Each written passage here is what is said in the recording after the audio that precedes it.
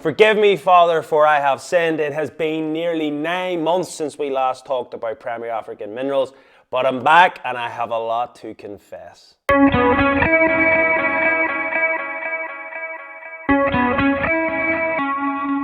What's the crack, everyone? Welcome back to Buy, Hold, Sell. I hope, of course, you are all well. For those that don't know what has been going on and where the hell I have been for nearly 9 months, I'll share the link to the video that I did on Sunday where you can, if you care, some people don't care, some people do care. If you do want to know, that's the video to find out. I am not going to talk about it on this video. I want to talk purely about Premier African Minerals because the whole time that I have been away, by God, a lot's happened.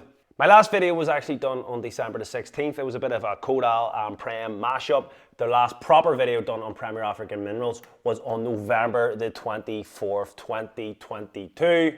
Very cold in the house. Complete opposite right now. I am baking in this heat. Not entirely sure this new location of the house is the best for the YouTube on hot days like this. But yeah, wearing a coat in November. We're now into September. It's unbelievable how long I have been away.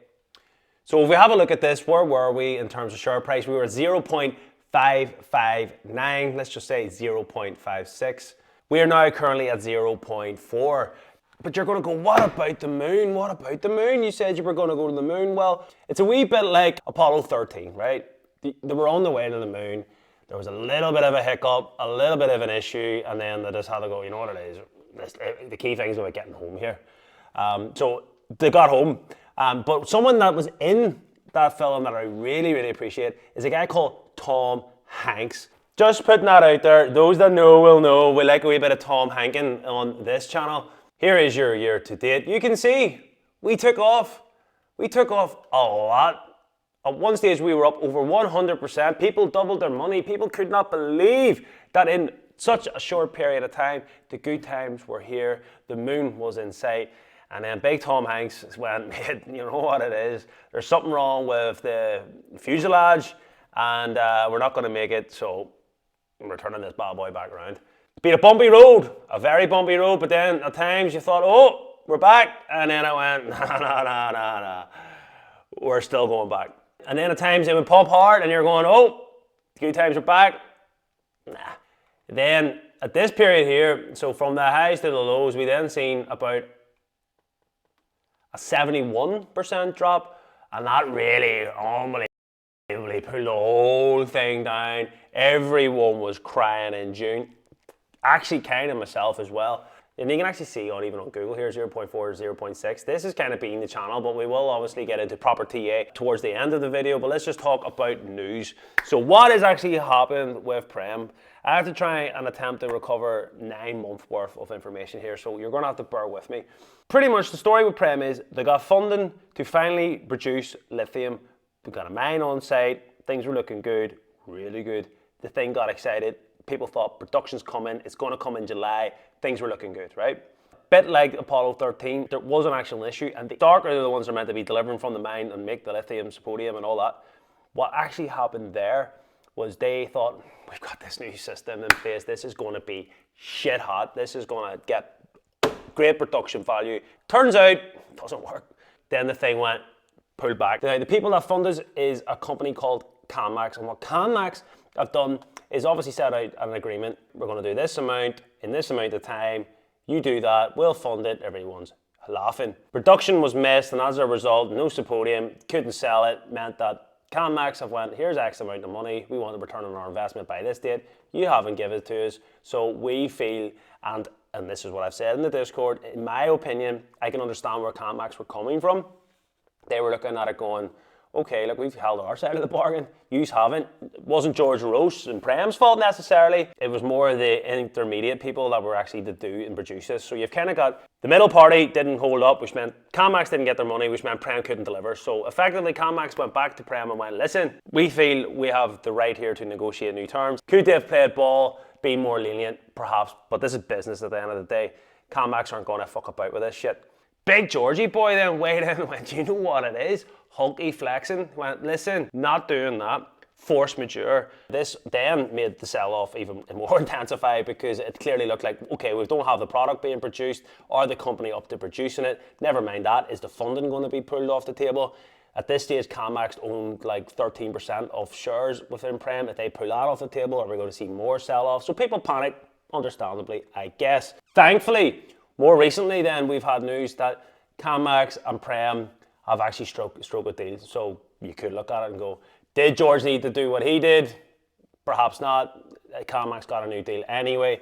Who knows? We don't really know. No point talking about it. The main thing is they have one problem, and that is Stark. Now, can Stark, who have been an absolute letdown, as much use as a wet paper bag, can they deliver? We also did a vote. It was crazy. All the Facebook groups, Telegram groups, every Tom, Dick and Harry was all getting together to try and make sure that we passed a vote against CanMax. It was crazy. The vote was to allow George Roach to effectively issue money in terms of shares. So it was dilution, but it's good dilution. It allows us to raise funds, and it keeps George Roach also invested. I mean, he's putting his money where his mouth is effectively, so we were okay with that. There you go. The CEO's willingness to back the company by leading his monies to help remain operational demonstrates his confidence in the firm, and that's what you want to see. There's a lot of stocks that I have been invested in. There's a lot of stocks that I like that have bad CEOs. This guy's all in. He's literally gone, I'm all in here. And as you can see, it rallied hard when we approved the 5 billion. So that was a good day. The force majeure notice came out on the 25th of June. This is actually a great summary. I should have just started off with this. This could have been like a 1-minute video. The company experienced delays due to technical issues, so he hit them with the force majeure on the 25th. However, it is remarkable that the two firms have resolved their issues and are about to unveil a new agreement. Jesus, I am sweating here. At a high level, we now are expecting production in November, and we have went from about 4,000 tons down to 1,000. So expectations are low.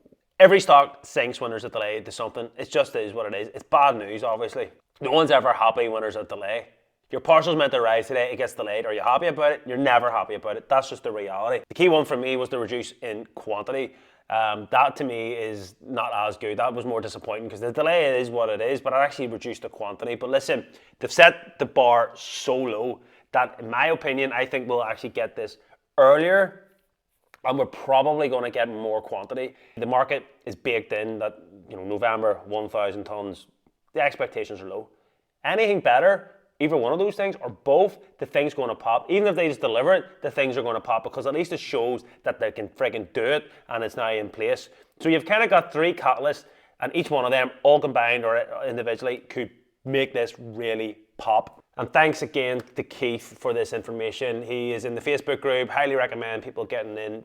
Very insightful, very balanced, which is what I like as well. He's not pump. He's very much, just pretty much here's the lay of the land. Make your own choices. I like that. Look at the traded value. Look at the volume. May and June, the highest volume, and surprise, surprise, that's when everyone was buying in, and that's when we were at the moon and the Apollo thing, and then I had to go back. Look at the price here, 0.95. We're really, really high. We were up over 210, and now we're back down to 110. So yeah, we've effectively lost half our value. 7 RNSs, a lot of updates since to try and create, market stability. And people keep saying, look, Tommy, when's this going to go to the moon here?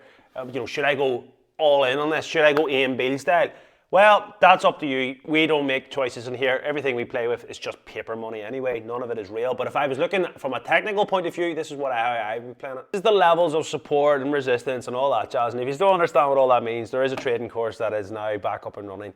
£99. You'll learn everything you need to learn, and you get more videos of me rambling on. So, really good value. A few weeks ago, I was saying if this falls below 0.5, boom, that support that is there becomes resistance. And it was decent support. You can see here back in November, it really just danced along really strong. I've been saying in my Discord, this is a really good swing opportunity because look at this. If you were to short this down, 20%. Then if you were to ride it up, 25%. Potentially, I think this is a great channel. Either way is what I'm trying to say here. This is a really good channel. Now, where do I think this goes? Well, I'm not entirely sure, and the reason being is if we've learned anything, news can come out of this thing and it could go massively up or massively down. Anywhere around 0.4, if you're looking to open up position, you're not going to regret that because in my opinion, and again, you can look at the video that I did in July, over a year ago, I did this in July 14, 2022, and I had predicted in that video that March 2023 would be the takeoff for Prem, just based on the news and the knowledge and the things that we've been talking about because July was when the production was meant to happen. So if you actually look at it, this is when I did that video. right up to March time, you would have been up about 200%. I'm not saying that we called a great winner, but well, I am saying it, that's phenomenal gains. And if anyone's been invested in Prem as long as we have, really shouldn't be crying too much about the highs and the lows. And there's a lot of people that are moaning about it because a lot of people decided to get in at around 0.8, 0.9 and go, oh, too late. You've suckered yourself in, and I hope you're buying the dips. If they do not hit production, it's going to be an SHIT show. It really will be.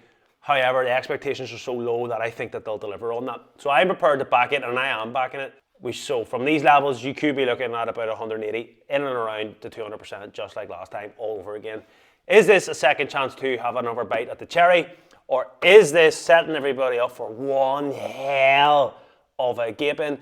Time will only tell. In the short term, wouldn't be surprised either, and I am prepared for this, if we were to trickle back down and you've seen another 20% drop. I do not foresee, unless there's really bad news, I could not possibly foresee this falling below that sort of 0.32 range. But like I said, an RNS comes out, anything at all, it could go one way or the other, so be prepared for that. It's highly volatile, highly risky.